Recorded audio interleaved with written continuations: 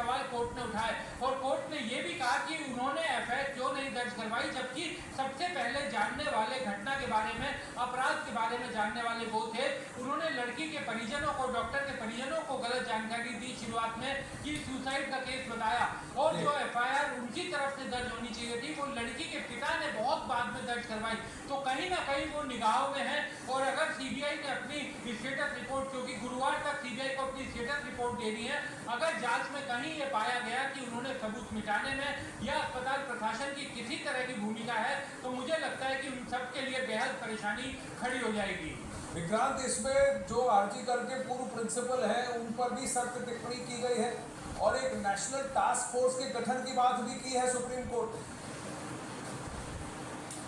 देखिए, बिल्कुल एक नेशनल टास्क फोर्स बनाई गई है। जो टास्क फोर्स एक तो राज्य सरकारों को ये कहा है कि वो अपने यहाँ पर जितने भी अस्पताल हैं उन सब का डाटा सेंटर को भेजे, जिसमें बताए कि कितने सिक्योरिटी गार्ड है, कितनी किस तरीके से सुरक्षा होती है, कहाँ पर क्या अस्पतालों में एंट्री करते वक्त बैगेज चेक करने का इंतजाम है, मेटल डिटेक्टर लगे हुए हैं, क्या अस्पतालों में सब जगह सीसीटीवी लगे हुए हैं। ये रिपोर्ट सेंट्रल गवर्नमेंट 1 महीने के अंदर कंपाइल करके इसके डाटा कोर्ट को देगी। दूसरा, जो टास्क फोर्स बनाई गई है उस टास्क फोर्स में निजी अस्पतालों के डॉक्टर को भी शामिल किया गया है और सरकारी अस्पतालों के डॉक्टर को भी, और उसमें कैबिनेट सेक्रेटरी और होम सेक्रेटरी को भी एक्स ऑफिशियो मेंबर बनाया गया है। ये 3 हफ्ते में अपनी रिपोर्ट देगी, इंटरिम रिपोर्ट होगी और फाइनल रिपोर्ट, अंतिम रिपोर्ट 2 महीने के अंदर देगी। तो निश्चित तौर पर अब ये देश भर में डॉक्टर्स की सुरक्षा, मेडिकल स्टाफ की सुरक्षा का जो मुद्दा है वो अब सुप्रीम कोर्ट उसे सुलझाने की दिशा में आगे बढ़ता हुआ दिखाई दे रहा है। सीआईएसएफ और सीएपीएफ के डिप्लॉयमेंट की भी बात की गई है डॉक्टरों की सुरक्षा के लिए। क्या ये मुमकिन हो पाएगा, कैसे किया जाएगा और ये नेशनल टास्क फोर्स कैसे, क्या रिकमेंडेशन देगी,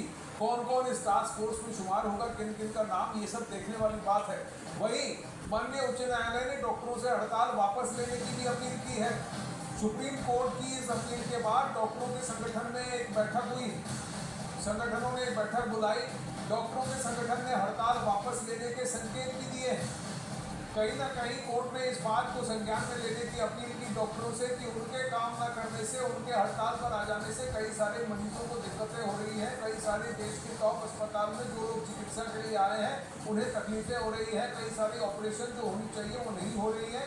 इसलिए सुप्रीम कोर्ट ने डॉक्टरों से अपील की। देखिए, हम भी इसे संज्ञान में ले रहे हैं, हर कोई इसे गंभीरता से ले रहा है। आपसे आग्रह है कि आप इस वक्त प्रदर्शन बंद करें और काम पर वापस लौट जाएं। आप डॉक्टरों के संगठनों ने मन बना लिया है, लग रहा है कि वो अब अपने प्रदर्शन को कॉल ऑफ कर वापस काम पे लग जाएंगे, क्योंकि माननीय उच्च न्यायालय ने स्वतः इसका संज्ञान में लेकर इस पर एक्शन में आ गई।